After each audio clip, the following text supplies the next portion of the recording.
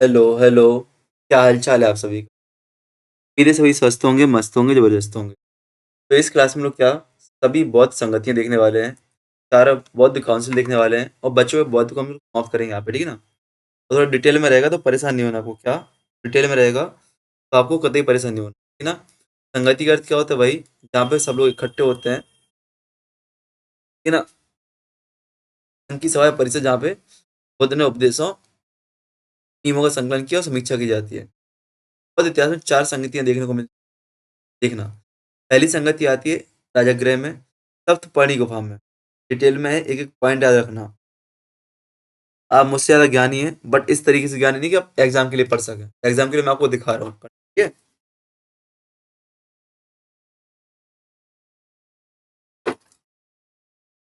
याद रखना, इस तरह के राजगृह सप्तपर्णी गुफा में, ठीक है ना? 483 ईसा पूर्व में, तुरंत गौतम बुद्ध के महापरिनिर्वाण के बाद। शासनकाल अजातशत्रु था, जो कि मौत का राजा था, ठीक है ना? इसने अजातशत्रु ने बुलाया था राजगृह में। अध्यक्ष पहली बौद्ध संगति महाकश्यप थे, आपको याद होगा। महाकश्यप भाई साहब क्या थे? जन्म से ब्राह्मण थे। प्रमुख सहभागी आनंद और पाली था। आनंद और पाली प्रमुख सहभागी थे। यहाँ पे क्या काम हुआ? आनंद भाई साहब ने बुद्ध के उपदेशों को शुद्ध पिटक में लिखा। यहाँ पे बुद्ध के उपदेशों को शुद्ध पिटक में लिखा। और पाली ने संघ के नियमों को विनय पिटक में संकलित किया। महत्व क्या? बौद्ध धर्म के ग्रंथों की संकलन की शुरुआत हुई थी। याद रखना, आनंद ने क्या किया? आनंद ने शुद्ध पिटक, जहाँ पे बुद्ध की कही गई बातें लिखी गई हैं। और विनय पिटक में, विनय पिटक किसने? पाली महोदय ने, जो कि आपके बौद्ध संघ के लिए नियम इत्यादि होते हैं। बौद्ध संघ के लिए नियम इत्यादि होते हैं, कैसे क्या नियम आपको रखना है, ठीक है ना? चलो, सेकेंड होती है आपकी बौद्ध संगति वैशाली में, सर्वकामी गुफा पे। कहाँ पे? सर्वकामी गुफा पे है वैशाली में। कहाँ पे? सर्वकामी गुफा में, सबकामी गुफा में है। कहाँ पे? वैशाली में। समय की बात करें, 383 ईसा पूर्व में, लगभग 100 वर्ष के बाद बनाई गई। 383 ईसा पूर्व में, लगभग 100 वर्ष के बाद। शासनकाल तो काला अशोक के शासनकाल में थी। यहाँ पे काला अशोक के शासनकाल में आपकी मानी जाती है। कब? काला अशोक के शासनकाल में मानी जाती है। अध्यक्ष की बात करें तो अध्यक्ष कौन है? सभाकामी। कौन है? सभाकामी। सर्वकामी गुफा है, देखो पहले में कौन सी थी? सप्तपर्णी गुफा थी। सेकंड में कौन सी? सभा सर्वकामी गुफा है। यहाँ पे कौन है अध्यक्ष? सभाकामी है। सभाकामी पहले कौन थे? आपके महाकश्यप थे। अब कौन है आपके? सभाकामी है। मुख्य कार्य क्या हुआ? भिक्षु संघ के नियमों को लेकर विवाद हुआ और इस वजह से संघ क्या हुआ? दो भागों में डिवाइड हो जाता है। क्या? संघ दो भागों में डिवाइड हो जाता है, स्थिरवादी और महासंघ। स्थिरवादी और महासंघ दो में डिवाइड हो जाता है। बौद्ध धर्म का पहला विभाजन इसी टाइम पे हुआ था, ठीक है ना? चलो आगे बढ़े हम लोग। तृतीय बौद्ध संगति पाटलिपुत्र में होती है, 250 ईसा पूर्व होती है। सम्राट अशोक के टाइम पे होती है। कब होती है? सम्राट अशोक के टाइम पे होती है। अध्यक्षता मोगली तिस्य पुत्र ने की थी। मोगली पुत्र तिस्य ने की थी, याद रखना। मोगली पुत्र तिस्य ने की थी। बौद्ध धर्म की अशुद्ध शिक्षा का खंडन किया गया था। वहीं पे अशोक ने चेतावनी दी थी कि भैया इस संघ का विभाजन नहीं होना चाहिए। संघ का विभाजन वालों को काट पीट दिया जाएगा, मार दिया जाएगा, कूट दिया जाएगा। ठीक है, इसको याद रखना। इसको आपको याद रखना है, ठीक है? तो आगे बढ़े हम लोग,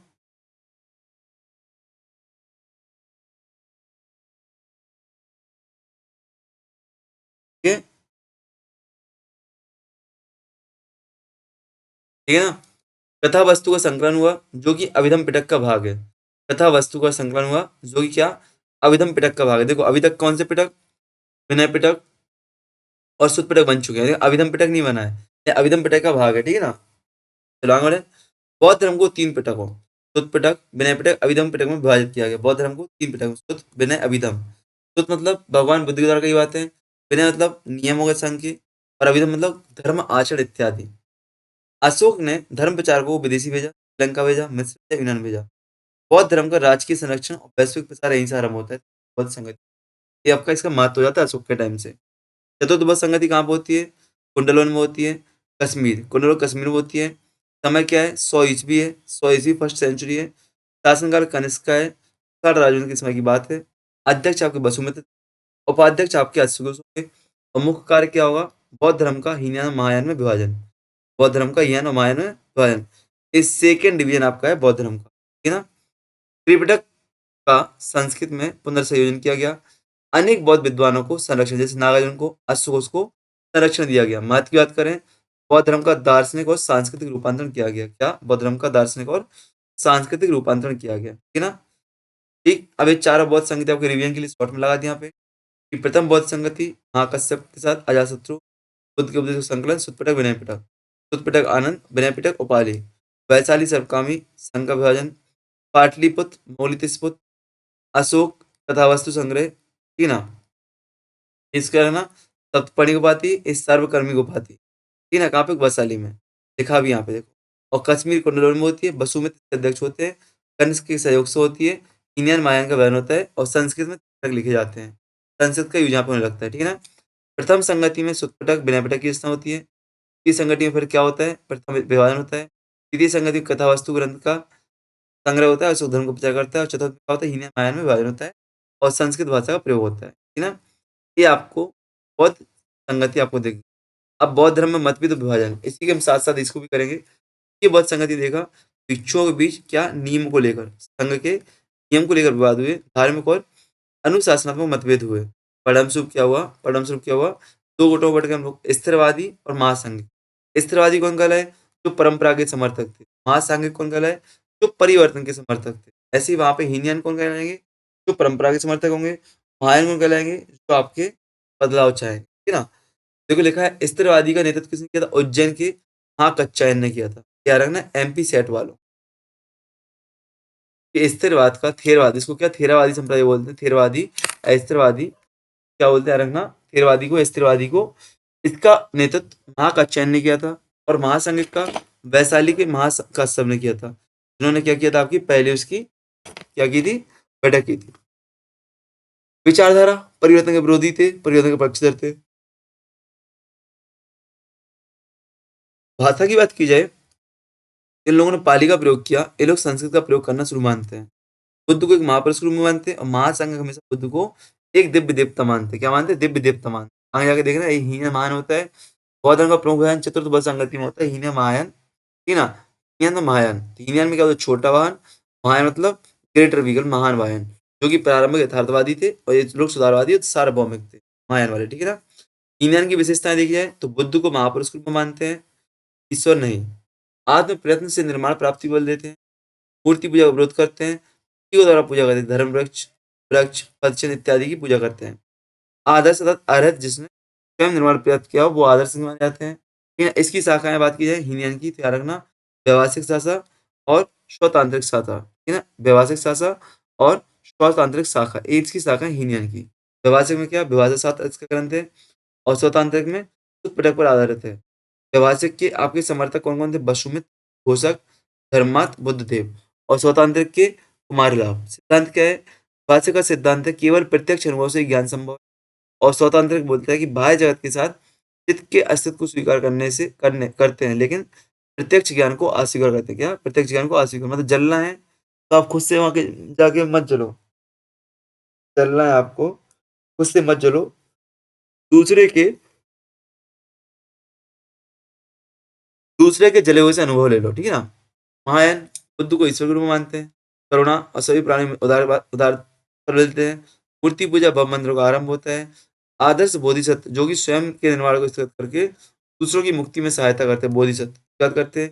प्रमुख शाखाओं में माध्यमिकवाद और विज्ञानवाद। माध्यमिकवाद और विज्ञानवाद। माध्यमिकवाद के प्रतिपादक शून्य कौन है? माध्यमिकवाद को शून्यवादी बोलते हैं और विज्ञानवाद को योगाचार दर्शन बोलते हैं। माध्यमिकवाद के प्रतिपादक आपसे पूछेंगे नागार्जुन। कौन है? नागार्जुन है। और विज्ञानवाद के मैत्रेयनाथ है। मैत्रेयनाथ है। माध्यमिकवाद के प्रतिपादक कौन है आपके? जो कि माध्यमिक करी का ग्रंथ है इसका, शून्य सप्तशती ग्रंथ है और विग्रह वर्तनी इसका ग्रंथ है। और विज्ञानवाद में योगाचार भूमि शास्त्र इसका है। माध्यमिकवाद केवल प्रत्येक वस्तु शून्य अस्तित्व सापेक्ष इसको मानता है। केवल चित्त ही सत्य, बाह्य वस्तु माया है। विज्ञानवाद इसको मानता है। ठीक है ना? नाम तो विज्ञान है लेकिन गलत जा रहा है। ठीक, अब हीनयान और महायान में अंतर दिया गया है, पढ़ लेना इसको अच्छा। बोधिसत्व क्या होता है? तो बोधिसत्व वह होता है जो करुणा और त्याग का प्रतीक होता है और अपनी मुक्ति को स्थगित करके सभी प्राणियों की उदार भाव से कार्य करने हेतु बचा रहता है। ठीक है ना?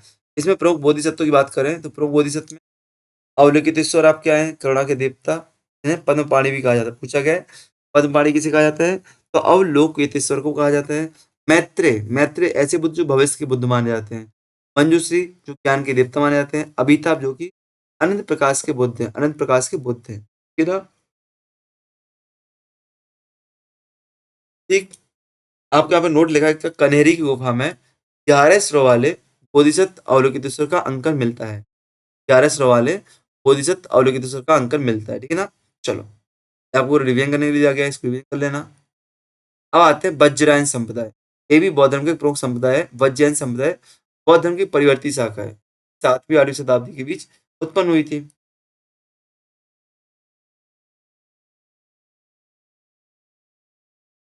इसको अलग से पढ़ना थोड़ा बड़ा है, तो अलग अलग से वीडियो बना लेंगे। ठीक है ना? तो बेस्ट ऑफ लक। जय हिंद, जय भारत। मिलते हैं नेक्स्ट वीडियो में। और बौद्ध साहित्य को भी अलग से बनाएंगे। बौद्ध साहित्य बहुत बड़ा, आपको पूरा जितना साहित्य है सबको रिवाइज करने को रख दिया मैं। ठीक है ना? हालांकि पीडीएफ आपको भेज दी गई है, पढ़ना शुरू कर लें, आप लोग रिवाइज करना शुरू कर लें। ठीक है ना?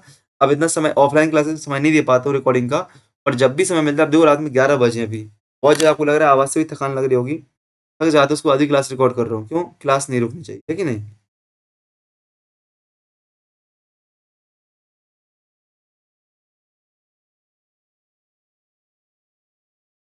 चलो, तो बेस्ट ऑफ लक। जय हिंद, जय Bharat. Like, comment, share, subscribe कर देना।